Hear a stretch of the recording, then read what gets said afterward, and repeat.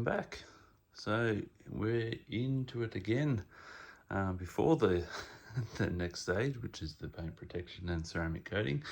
We've had a nice quick little delivery from Antz Performance, and today we're going to be putting the old catch can assembly on. So we've got the race kit. Let's get out of here a bit.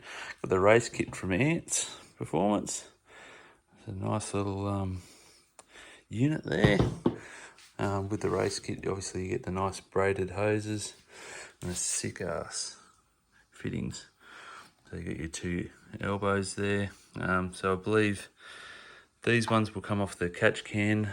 Now I've already had a bit of a look. So one of these is a little plug. I'm pretty sure it's this one. So that'll go on top of your engine there.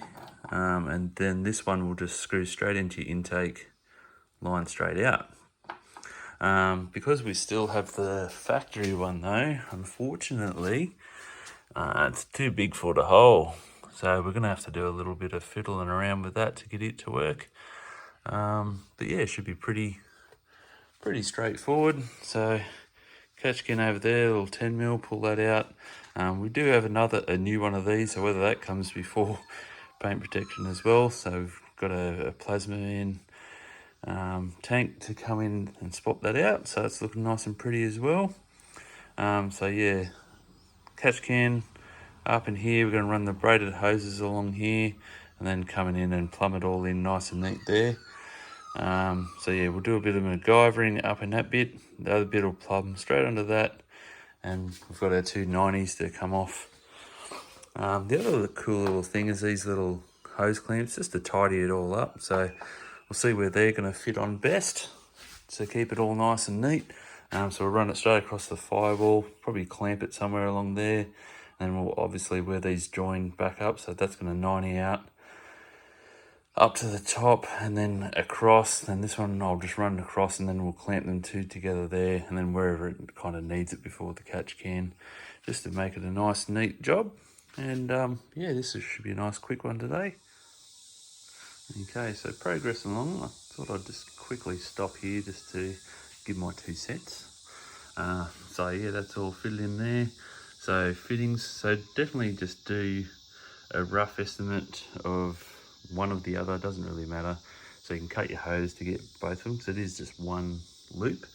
So get these done outside the car, definitely. And especially with these sort of fittings, I like to take this completely off. So I want to make sure that braided hose is pushed in as far as it can and then screw that back on. So definitely make sure that you put the hose into this and then put that onto the catch can. Definitely do that. And don't do, so these other fittings, don't do those until it's in the car, because you don't want those just rattling around on the ground and stuff. So keep your fittings looking nice and pretty.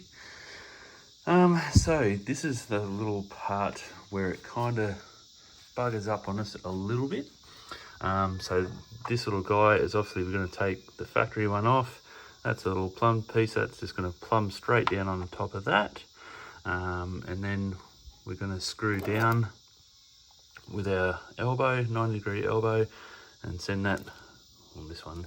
It's going to screw straight down on top of that guy and shoot it off. And I've just tucked it behind the lines there. So we'll put a little, we've got 2 of those clamps, so we'll put one like over here somewhere, one there, wherever it sort of needs it.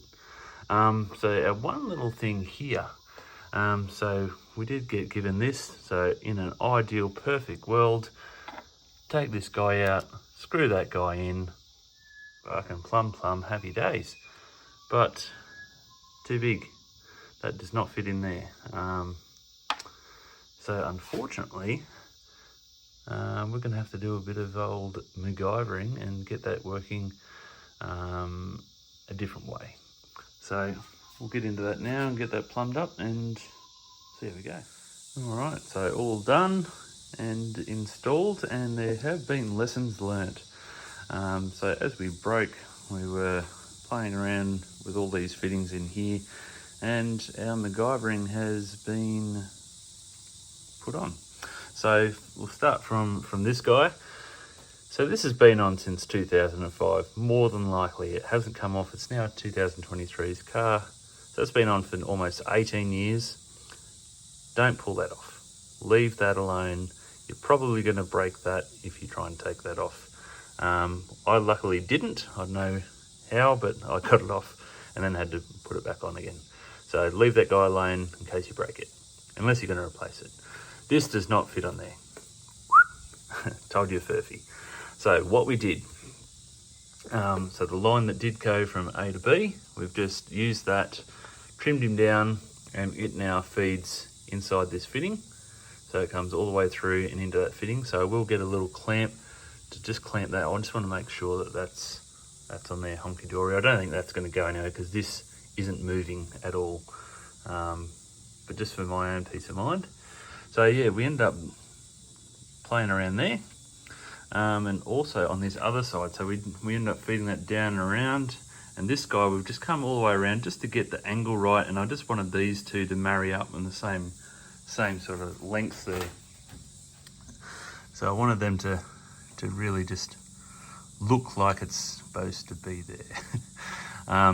So I've used the factory fitting because obviously that other one didn't plumb into that. Otherwise that would have looked really fucking neat and awesome. So he's just hanging out up here. I don't know whether that was the whole idea in the first place, but anyway, this is what I've done.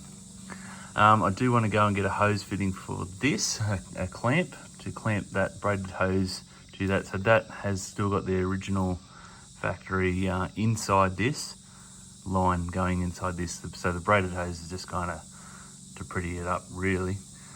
So that's still got the factory line up inside that tube there, just so it can plumb into that fitting. Yeah, so we've used that clamp there. The other clamp is up behind the engine there, the firewall in there. Right. In there. Anyway, yeah, so that's all in, and happy days. So yeah, we've just got a little bit of, like, we'll check this periodically. Don't know how often, and I guess it depends on how much you drive and everything.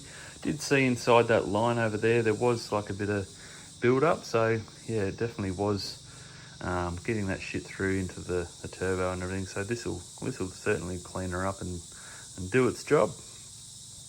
So it'll be interesting to see what happens next. I won't say that next stage is going to be the paint correction and ceramic coating, because I've got other things on order. So we're waiting for the new thing there from the Plasma Man, and we've got badge kit. So bye Ford badges. We're putting FPV badges on it. That is a bit of another one of those wanker moves, I guess. You know, Holden blokes putting on Chevy badges and stuff, and people just putting on FPV badges. But end of the day, you know, it is what it is. I want to kind of make this car what it should have been from factory, and I guess it's just an improvement on the XR6 turbo. So that was my sort of vision. It's not just because I want to pretend I'm a F6 or something. Yeah. So we'll stick around and see what comes next, and we'll get into that. But surely it's going to be the paint correction and ceramic coating. Surely that's going to be next. So stick around and we'll see it. Hit that subscribe and keep on plugging these videos out along the build.